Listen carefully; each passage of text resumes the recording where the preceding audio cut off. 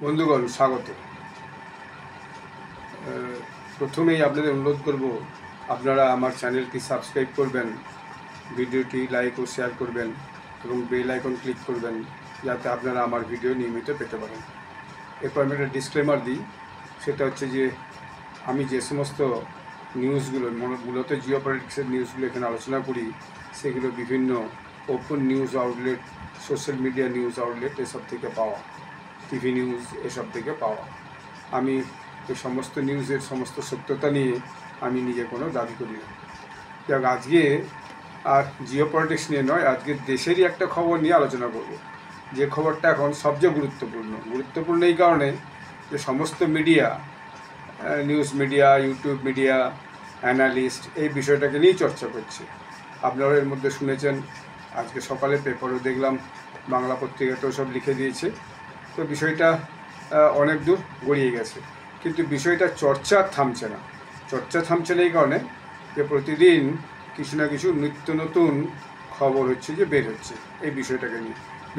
বিষয়টা হচ্ছে যে আমাদের যিনি ভাইস প্রেসিডেন্ট ছিলেন শ্রী জগদীপ ধনকড়জি, তিনি পদত্যাগ করেছেন গত সোমবার সন্ধ্যার সময়। কারণ এই পদত্যাগ নিয়ে তার ভীষণ রকমের কাটাছাড়া চলছে এবং বিভিন্নভাবে লোকজন বিভিন্ন রকম ব্যাখ্যা বিশ্লেষণ করছে, বিভিন্ন রকমের খবরাখবর বিভিন্ন সূত্র থেকে বের করে আলোচনা করছে। এই যাতে আমি বেশ কিছু নিউজ পোর্টালেও কিছু খবর দেখেছি, এছাড়া বেশ কয়েকটা পরশু সন্ধ্যা থেকে বেশ কয়েকটা ইউটিউব নিউজ ভিডিও দেখেছি, আজও একটা সকালে দেখেছি। তো বিষয়টা হচ্ছে যে তিনি কেন হঠাৎ মাঝপথে পদত্যাগ করলেন। তার আরও 2 বছর যদিও সময় ছিল, যেহেতু তিনি পদত্যাগপত্রে যেটা মেনশন করেছেন সেটা হচ্ছে শারীরিক অসুস্থতার জন্য তিনি পদত্যাগ করেছেন। শারীরিক অসুস্থতা হয়েছিল কিছুদিন আগে, তিনি হসপিটালে ভর্তি ছিলেন এবং তার নাকি হৃদরোগ অর্থাৎ হার্টের কিছু সমস্যা আছে, এরকম একটা বিষয় কিন্তু প্রকাশ্যে আছে। কিন্তু তিনি সেই চিঠিতে যেটা লিখেছেন মাননীয় রাষ্ট্রপতি দ্রৌপদী মুর্মুজিকে, তাতে কিন্তু নিজে শারীরিক অসুস্থতার কথা লিখেছেন, ডিউ টু হেলথ রিজনস। এবং এবারে তার নিয়ে আমিও একটু রিসার্চ করে দেখছিলাম তার বায়োডাটা, এবং বায়োডাটা আমি খানিক জানি, কারণ আমি তো সেই সময়কার রাজনীতির সঙ্গে কম বেশি যুক্ত ছিলাম। 70 সাল থেকে, প্রায় 70-এর দশক থেকে দীর্ঘ সময় ধরে কম বেশি রাজনৈতিক খবরগুলো রাখতাম। আমি রাজনৈতিক রাষ্ট্রবিজ্ঞানের ছাত্র হিসেবে আমার এই রাজনীতির বিভিন্ন খবরাখবর নিয়ে দেশ বিদেশে আমার বরাবরই একটা আগ্রহ ছিল। তা এখন তো সোশ্যাল মিডিয়া এবং অন্যান্য নিউজ পোর্টালে সারা পৃথিবীর খবর মুহূর্তের মধ্যে হাতে চলে আসছে। এই খবরটা নিয়ে আমি আর কি আলোচনাটা করি, এগুলো অন্য কথা। বিষয়টা হচ্ছে যে এই জগদীপ ধনকড়জির যখন আমি প্রোফাইলটা দেখছিলাম রিসার্চ করে কম্পিউটারে, তখন দেখছিলাম তিনি আসলে কনস্টিটিউশনাল ল নিয়ে প্র্যাকটিস করতেন। একজন হচ্ছে রাজস্থানের মানুষ, অ্যাডভোকেট, রাজস্থান বার অ্যাসোসিয়েশনের সদস্য, প্রতিনিধি রাজস্থান হাইকোর্টে প্র্যাকটিস করতেন। তারপর তিনি সুপ্রিম কোর্টে প্র্যাকটিস করতেন কনস্টিটিউশনাল লয়ের উপরে। তারপরে রাজনীতিগত হিসাবে তিনি প্রথমে জনতা দলে জয়েন করেন। জনতা দল সেই যখন তৈরি হয়েছিল, অর্থাৎ যখন প্রয়াত ইন্দিরা গান্ধী প্রধানমন্ত্রী ছিলেন, তার বিরুদ্ধে যে জনতা দল বিরোধীরা নেতারা মিলে একটা দল তৈরি করছে জনতা দল, তাতে প্রয়াত জয়প্রকাশ নারায়ণ নেতৃত্ব দিয়েছেন। জয়প্রকাশ নারায়ণ একবার কলকাতা বিশ্ববিদ্যালয়ে এসেছিলেন, সেই সময় তিনি গাড়ি করে ঘুরছিলেন, সেই সময়ের কথাটাও আমার এই মুহূর্তে মনে আছে, তখন আমি কলকাতাতে। যাই হোক, এই জনতা দল প্রথমে তিনি দেবীলালকে ধরে জনতা দলে আসেন এবং জনতা দলে এসে তিনি জনতা দলটা আরও একটু মজবুত করার চেষ্টা করেন। যদিও বলা হয়, অনেকে বলে যে তিনি নাকি সোশ্যালিস্ট মনোভাবাপন্ন লোক। যাই হোক, জনতা দল থেকে তিনি পরবর্তীকালে যখন জনতা দল প্রায় শেষ হওয়ার মুখে, জনতা দলটা এক সময় শেষ হয়ে যায় বা অনেকগুলো ভাগে বিভক্ত হয়ে যায়, বিশেষত বিহারে, হরিয়ানাতে, দিল্লিতে বিভিন্ন জায়গায় ভাগ হয়ে যায়। তারপরে তিনি কংগ্রেসে যোগদান করেন, ইন্ডিয়ান ন্যাশনাল কংগ্রেসে জয়েন করেন এবং তিনি 1991 সালে লোকসভাতে রাজস্থানের আজমের থেকে তিনি লোকসভা নির্বাচনে প্রতিদ্বন্দ্বিতা করেছেন, কিন্তু হেরে যান। পরে তিনি এমএলএ হন কিষণগড় থেকে, রাজস্থানের, সেখান থেকে তিনি এমএলএ হন। তারপর 1998 সালে তিনি লোকসভা ইলেকশনে আবার দাঁড়ান, কিন্তু তিনি হেরে যান। তো যাই হোক, তবে তিনি মাঝে যে সরকার ছিল, সেই জনতা দল সরকার বা কোনো একটা সরকারে তিনি কিন্তু মন্ত্রীও ছিলেন, এবং পরবর্তীকালে তিনি বিজেপিতে যোগদান করেন। আর এই বিজেপিতে যোগদান করেন, সে বিজেপিতে যোগদান করার পরে তিনি 2016 সালে বিজেপির লিগ্যাল সেলের হেড হন। 2014 সালে নরেন্দ্র মোদীর নেতৃত্বে বিজেপি সরকার তৈরি করে, এবং 2016 সালে তিনি বিজেপির লিগ্যাল সেলের হেড হন। তখন থেকেই তার রাজনীতিতে বিজেপির সঙ্গে আরও বেশি ওঠা বসা বেড়ে যায়। 1919 সালে তিনি গভর্নর হয়ে যান, গভর্নর হয়ে পশ্চিমবাংলায় আসেন। তো পশ্চিমবাংলায় গভর্নর হওয়ার পর থেকেই তার পরিচিতিটা রাজনীতি ক্ষেত্রে, সর্বভারতীয় ক্ষেত্রেই একটা ভয়ানক পরিচিতি পায়। কারণ পশ্চিমবঙ্গে থাকলেন, তার সঙ্গে পশ্চিমবঙ্গ সরকার বিভিন্ন বিষয়ে বিভিন্ন দ্বন্দ্ব লেগেই থাকতো। এটা খবরের কাগজে সবাই দেখেছে, পড়েছে, এবং বিভিন্ন টিভি নিউজে এগুলো শুনেছে। এটা আমি আলোচনা করতে চাই না, এটা এখন আর প্রাসঙ্গিক নয়। এবং তারপরে দেখা গেল 2022 সালে তিনি ভাইস প্রেসিডেন্ট হিসাবে তিনি দিল্লিতে যে উপরাষ্ট্রপতি পদ তিনি অলঙ্কৃত করেন, এবং তিনি ভোট হয়, ভোটে তিনি এনডিএর ক্যান্ডিডেট হন, এবং এনডিএর ক্যান্ডিডেট হিসেবে তিনি জয়লাভ করেন। এখন এই পর্যন্ত তো ঠিক ছিল, এবং তার কার্যকাল আরও 2 বছর বাকি ছিল, এবং তিনি লোকসভা, রাজ্যসভাতে তিনি ভীষণ মানে কড়া নেতৃত্বের সঙ্গে বলা যায়, বা ধারাবাহিকভাবে তিনি রাজ্যসভা কিন্তু পরিচালনা করেছেন। রাজ্যসভাতে খুব একটা তিনি কোনোরকম উৎপাতকে কখনো বরদাস্ত করেননি, যদিও তিনি মৃদুভাষী ছিলেন, খুবই মানে জেন্টিল লোক ছিলেন, সভ্য লোক ছিলেন, এবং সভ্য মিন্স তিনি অত্যন্ত সহৃদয় লোক ছিলেন। সবাইকে সম্মান দিয়ে কথা বলতেন, সবাইকে নমস্কার করে সম্মান জানাতেন, এবং তার আচরণে কিন্তু কেউ কখনো কেউ ত্রুটি পায়নি। আমি নিজেও কোনো সময় সোশ্যাল মিডিয়াতে লিখেছি যে our vice president is of our proud. এই পর্যন্ত সব ঠিক ছিল, কিন্তু তারপর দেখা গেল এই রেজিগনেশন হওয়ার পর অনেক রকম খবর কিন্তু বাইরে বেরিয়ে এলো। সেই খবরগুলো হচ্ছে যে তিনি এই রাজস্থানে ভাইস প্রেসিডেন্ট হওয়ার পর গত লোকসভা নির্বাচনে বিভিন্নভাবে তিনি রাজস্থানে গেছেন, রাজস্থানে ভোটকে ইনফ্লুয়েন্স করার চেষ্টা করেছেন বলে বলা হয়। যদিও রাজস্থানে তার যে মানে পরোক্ষ প্রচার বলা হয়, তাতে কিন্তু রাজস্থানে বিজেপির কোনো লাভ হয়নি। রাজস্থানে বিজেপি লোকসভা নির্বাচনে বিশেষ কোনো সাফল্য পায়নি। এরপরে দেখা যাচ্ছে গত কিছুদিন যাবৎ তার সঙ্গে সরকারের একটা মনোমালিন্য কম বেশি হচ্ছে বলে বোঝা যাচ্ছে খানিকটা। কারণ তিনি বারবার কোর্টে বিভিন্ন বিষয় নিয়ে ইস্যুগুলো তুলছিলেন, বা কোর্টের যে সক্রিয় ভূমিকা, বা কোর্টে যে পেন্ডিং কেস, বা কোর্টের যে বিভিন্ন রকমের বিষয়ে হস্তক্ষেপ, এসব বিষয় নিয়ে বিভিন্ন সেমিনারে এবং নিউজে বিভিন্ন রকম বক্তব্য রাখছিলেন। এইটা অনেক ক্ষেত্রে সরকারকে একটা অস্বস্তিতে ফেলছে বলে অনেকে বলে, যে কারণ সুপ্রিম কোর্ট বা হাইকোর্ট সেখানকার যে তাদের তো ভাইস প্রেসিডেন্টের এগেনস্টে কিছু বলার নেই, তিনি সেসবকে কিছু জিনিসকে খুব ক্রিটিসাইজ করছিলেন এবং চ্যালেঞ্জ করছিলেন। তার কারণ হতে পারে, যেটা অনেক সাংবাদিক বলছে, আমি আজকে সকালেও শুনছিলাম, যে তিনি যেহেতু সুপ্রিম কোর্টে প্র্যাকটিস করতেন, সুপ্রিম কোর্টের ভিতরের যে বিষয়গুলো তিনি অনেক বেশি করে জানতেন, সেই জন্যই তিনি হয়তো বিষয়টাকে কীভাবে আরেকটু শুধরানো যায় সেই হিসাবে কিছু বক্তব্য রাখতেন।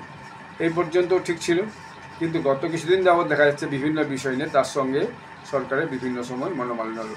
কারণ তিনি মানে ইদানিংকালে নিজেকে অনেক বড় কিষাণ নেতা বলে মনে করতে লাগলেন, এবং একটা সেমিনারে সেখানে তিনি যে আমাদের কৃষিমন্ত্রী তিনি উপস্থিত ছিলেন, তার সামনেই কিন্তু কৃষকদের কিছু উন্নতি হয়নি বলে সরকারের সমালোচনা করেন।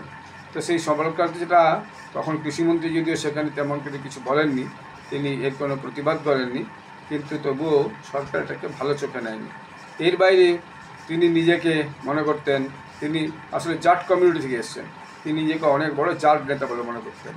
আসলে দিল্লি অল্প হলেও, এবং রাজস্থানে একটা বড় অংশে, এবং উত্তরপ্রদেশে, পশ্চিম উত্তরপ্রদেশে এবং হরিয়ানাতে জাট সম্প্রদায়ের একটা বহু মানুষ কিন্তু বসবাস করে, এবং তিনি নিজেকে তাদের একটা নেতা বলে মনে করেছিলেন বলে অনেকে বলছে। এবং তিনি ভেবেছিলেন যে তার প্রভাবের জন্যই বিজেপি নাকি ক্ষমতায় এসেছে বা ক্ষমতায় আছে, এরকম একটা ব্যাপার। কিন্তু দেখা গেছে রাজস্থানের মতো উত্তরপ্রদেশ বা হরিয়ানা নির্বাচনে কিন্তু তার প্রভাব খুব একটা কাজে আসেনি। সেই সব জায়গায় যে জাট অধ্যুষিত যে বেল্ট আছে সেই সব জায়গায় বিজেপির খুব একটা সাফল্য আসেনি। এটা বিভিন্ন সাংবাদিক পরিষ্কার করে এটা বলছেন যে তার যে ভূমিকা সেই হিসাবে কিন্তু তার ভূমিকা আসেনি। এখন সবাই প্রশ্ন করছে যে হঠাৎ তিনি সরকারকে এম্বারাস করতে বিভিন্ন কথাবার্তা বলতে শুরু করলেন তার, এবং এইটা সবার কাছে একটা প্রশ্ন হতে শুরু করলো। তারপর হঠাৎ করে ইদানিংকালে এই যে বর্ষাকালীন যে লোকসভা রাজ্যসভার যে অধিবেশন শুরু হয়েছে, সেই লোকসভা রাজ্যসভার অধিবেশনে একটা বিষয় নিয়ে সবাই এখন বলছে যে সেটাকে নিয়ে তার সঙ্গে সরকারের একটা দ্বন্দ্ব হয়। সেই বিষয়টা হচ্ছে যে জাস্টিস যে ভার্মা, যে দিল্লি হাইকোর্টের জাজ ছিলেন, তার ঘরে একটা সময় অনেক পোড়া নোট বেরিয়েছিল। তো সেই পোড়া নোট কোথার থেকে বেরিয়েছিল সেই নিয়ে একটা ভয়ানক হয়েছিল, সমালোচনা হয়েছিল যে এসব টাকা কি তাহলে ভিন্নভাবে তার কাছে এসে পৌঁছেছিল। এবং এই নিয়ে সুপ্রিম কোর্ট একটা কমিটি করে তার তদন্ত করেছেন, সে তদন্ত রিপোর্টে জমা পড়েছে। এরপর সুপ্রিম কোর্ট কী করে যে তার বিষয়টাকে কেন্দ্রীয় সরকারকে সিদ্ধান্ত নিতে বলে দেয়। প্রথমে প্রাথমিকভাবে তাকে তো উত্তরপ্রদেশের জাজ করে বিচারক করে পাঠিয়েছিল, সেই দেশে সেখানকার উকিলদের সঙ্গেও তার একটা সমস্যা হয়েছিল, কারণ তিনি ওখানে বসার পরে সেখানকার লোকেরা তার এজলাসে কোনো যে বিতর্ক করবে না বলে তারা জানিয়েছিল, সেটা একটা সমস্যার কারণ হয়েছিল। যাই হোক, পরবর্তীতে সুপ্রিম কোর্ট সেটা সরকারের উপর ছেড়ে দেয় এবং সরকার এখন তার বিরুদ্ধে একটা ইমপিচমেন্ট প্রস্তাব আনবে বলে ঠিক করে, এবং ইমপিচমেন্ট প্রস্তাব তাকে লোকসভাতে জমা করতে হয়। তো সেই হিসাবে সরকারের পক্ষ থেকে 150 জনের মতো, কেউ বলছে 150, কেউ বলছে 145, কেউ বলছে 161 যে এমপি আছে তাদের সই করে এবং সর্বদলীয়ভাবে সই করে সেখানে সেটা জমা দেওয়া হয় তার এগেনস্টে ইমপিচ করার জন্য। এই পর্যন্ত ঠিক ছিল, তার এগেনস্টে ইমপিচ করাটা সবাই এক পক্ষে রাজি হয়, লোকসভাতে এটা জমা পড়ে। তারপরে হঠাৎ দেখা গেল যে সোমবার দিন রাজ্যসভাতে কংগ্রেস আরেকটা ইমপিচমেন্ট প্রস্তাব নিয়ে এসেছিল। সেই ইমপিচমেন্ট প্রস্তাবে যে উত্তরপ্রদেশের একজন বিচারক জাস্টিস শেখর যাদব, তার বিরুদ্ধেও একটা প্রস্তাব আনার চেষ্টা হয়েছিল কংগ্রেসের পক্ষ থেকে, এবং সেইটা সরকার কোনো মতেই চায়নি যে জাস্টিস শেখর যাদবের বিরুদ্ধে আবার একটা ইমপিচমেন্ট নোটিশ তৈরি হোক। কারণ শেখর যাদবের বিষয়টা ছিল একটু ভিন্ন। শেখর যাদবের বিষয়টা ছিল তিনি একটা সেমিনারে একটা বক্তব্য দিয়েছিলেন, এবং সেই বক্তব্যে তিনি সনাতন ধর্মের প্রশংসা করেছিলেন। সনাতন ধর্মকে নিয়ে তিনি বড় করে দেখিয়েছিলেন, যে সনাতন ধর্মের মাহাত্ম্যটাকে নিয়ে বলেছিলেন। এইটা নিয়ে একটা প্রতিবাদের ঝড় ছিল যে একজন জাস্টিস, এক্সিস্টিং জাস্টিস কীভাবে এই নিয়ে একটা কথাবার্তা বলেন, এটা তার বলা উচিত হয়নি। তার বিরুদ্ধে একটা ইমপিচমেন্ট কংগ্রেস প্রস্তাবনার চেষ্টা করে, সরকার এটা কোনো মতেই চায়নি। কিন্তু দেখা গেল হঠাৎ করে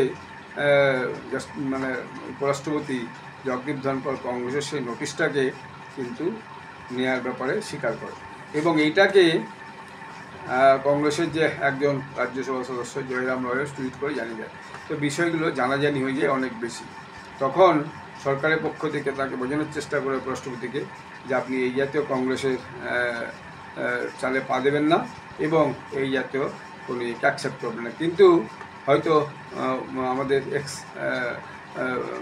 ভিপি জগদীপ ধনকরের তাতে একটু মনে লেগেছে, অথবা তার একটু মন খারাপ হয়েছে, অথবা তিনি এটাকে ভালো চোখে নেননি, অথবা সরকারের কথা না শুনলে সরকার তার এগেনস্টে ইমপিচমেন্ট আনতে পারে, এরকম একটা প্রস্তাবও কেউ বলছে যে সরকার নাকি ভেবেছিল যদি তার কথা না শুনে তার এগেনস্টে ইমপিচমেন্ট আনবে, এবং সরকার তার এই সমস্ত সিদ্ধান্তের জন্য বিভিন্ন সময় এম্বারাসড হচ্ছিল।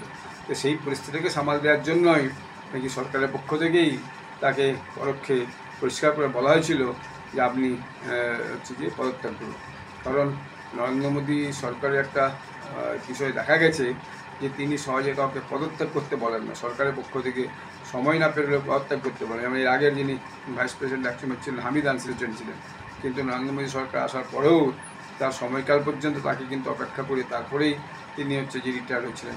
এবং এই যে বিষয়টা হঠাৎ 2 বছর এখনও বাকি থাকার মধ্যেও এই যে রিটায়ারমেন্টের জন্য তাকে ঘোষণা করতে হলো এবং তিনি সরাসরি যে রিটায়ারমেন্টের চিঠি রাষ্ট্রপতিকে যে কোনো মানে শিডিউল টাইমিং না করে কোনো না নিয়ে যে রাষ্ট্রপতি ভবনে পৌঁছে যে জমা করতে গিয়েছিলেন, এটাও অনেকে ভালো চোখে দেখেন। তো সঙ্গে সঙ্গে রাষ্ট্রপতি ভবন থেকে সেটাকে অ্যাকসেপ্ট করে এবং ওয়েবসাইটে পাবলিশ করে দেওয়া হয় এবং পরবর্তীতে তার রেজিগনেশন অ্যাকসেপ্ট করে নেওয়া হয়। তো এরকম একটা ঘটনা আজকে সবচেয়ে বেশি আলোচনা হচ্ছে। অনেকেই x vice president Jagdeep Dhankhar বলছেন তার হয়তো উচ্চাসা ছিল, সেই জন্যই তিনি আবার কংগ্রেসের সঙ্গে একটা আলাদা করে যোগাযোগ করার চেষ্টা করছিলেন এবং বিভিন্নভাবে বিজেপিকে একটা ইয়ের মধ্যে ফেলার চেষ্টা করছিলেন, একটা অসহায়তার মধ্যে ফেলার চেষ্টা করছিলেন। সেটাই বোধহয় তার পদত্যাগের কারণ হতে পারে, যদিও তিনি ইয়ের সমক্ষে মানে রাষ্ট্রপতির কাছে যে তার স্বাস্থ্যের কারণ দেখেই পদত্যাগ করেছেন। এইটা আজকে নিউজের সবচেয়ে বড় ঘটনা ভারতের মধ্যে হয়েছে এবং এটা নিয়ে আমি বললাম একটা অন্তত ছোট্ট ভিডিও করা যায়। ধন্যবাদ, নমস্কার।